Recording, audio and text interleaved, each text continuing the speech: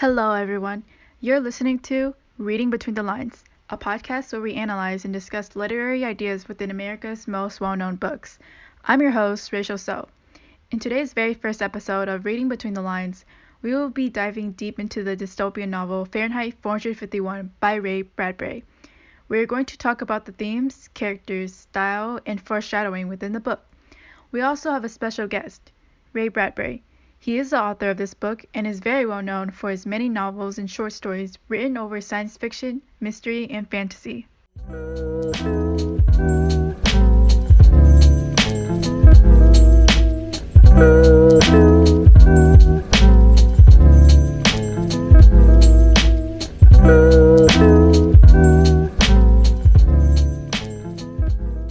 Welcome to our podcast, Ray Bradbury.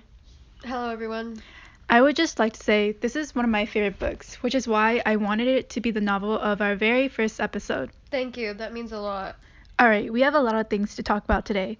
Our first topic is going to be about setting, so we can introduce the book to our readers who haven't read it yet. On a side note, if you haven't read it yet, go read it right now. I appreciate the free advertisement. For one of my favorite books, of course.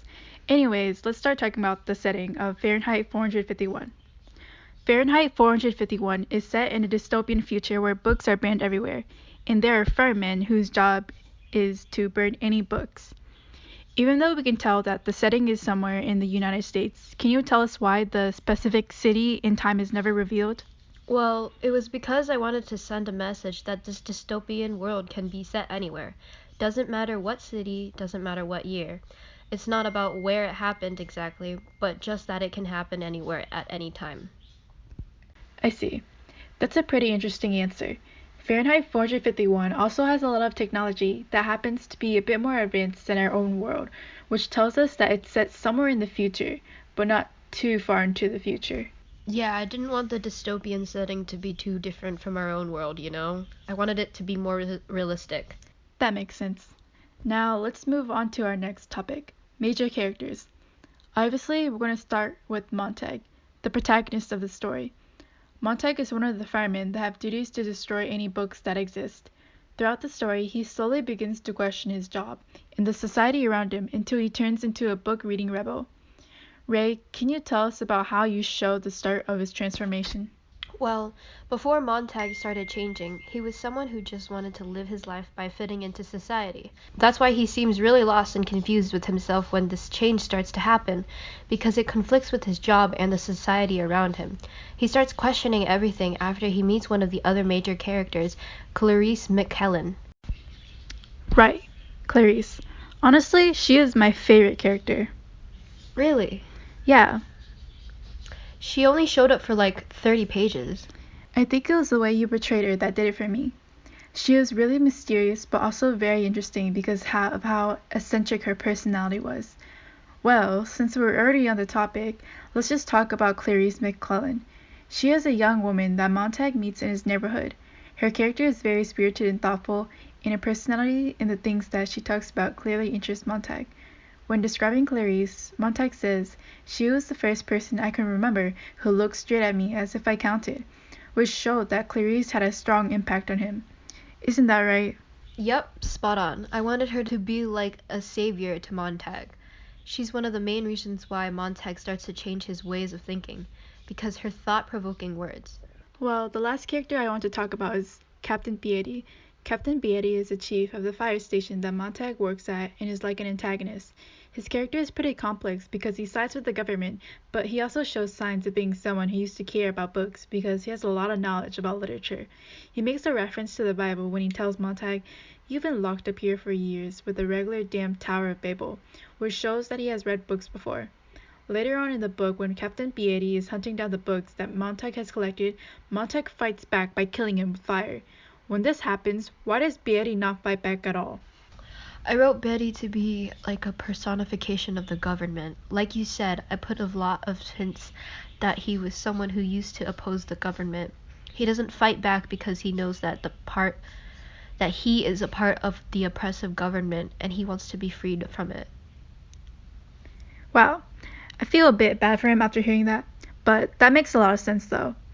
Anyways, we will now be talking about the style of Fahrenheit 451.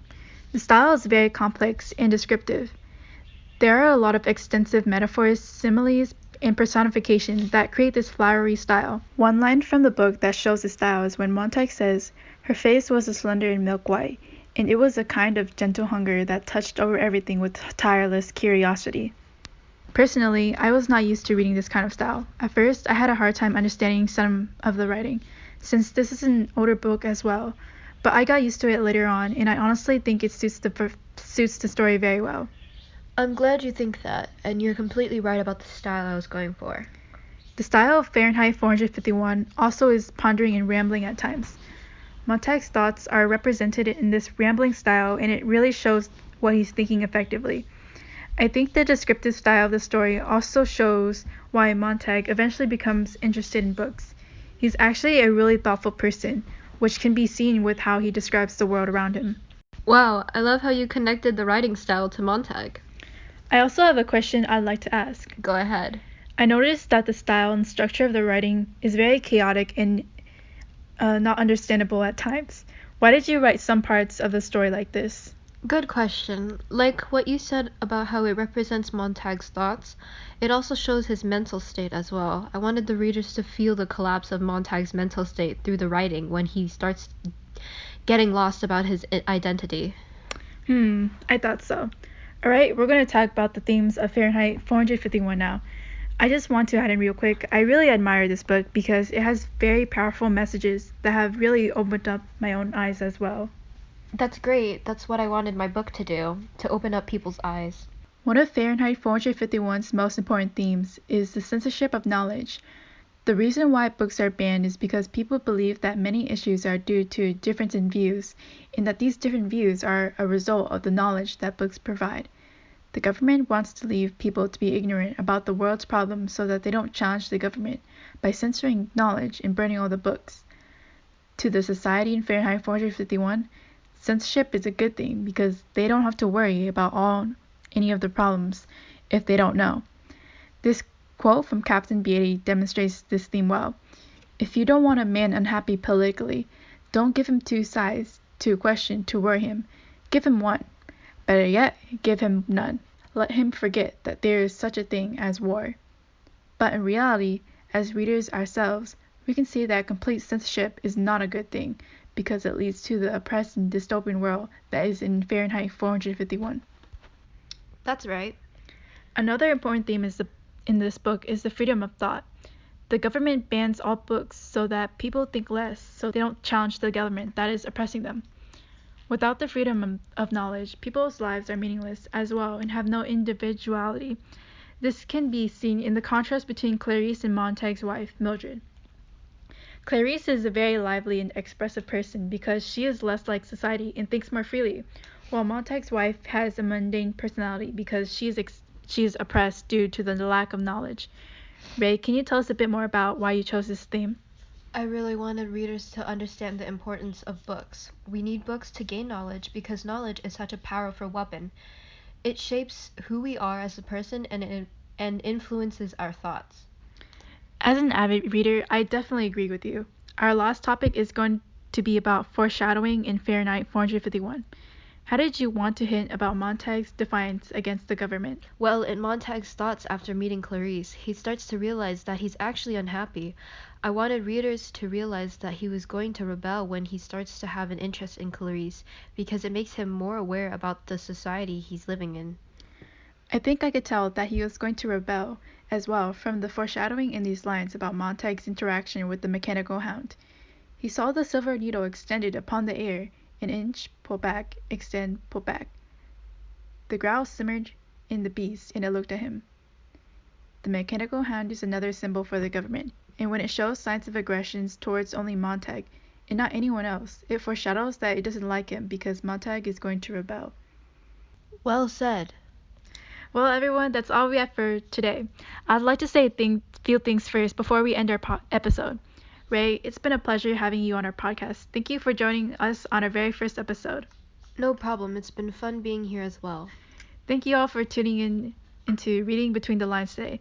On next week's episode, we will be discussing Flowers for Algernon by Daniel Keyes, a science fiction novel. This is your host, Rachel So, and I'll see you guys next week.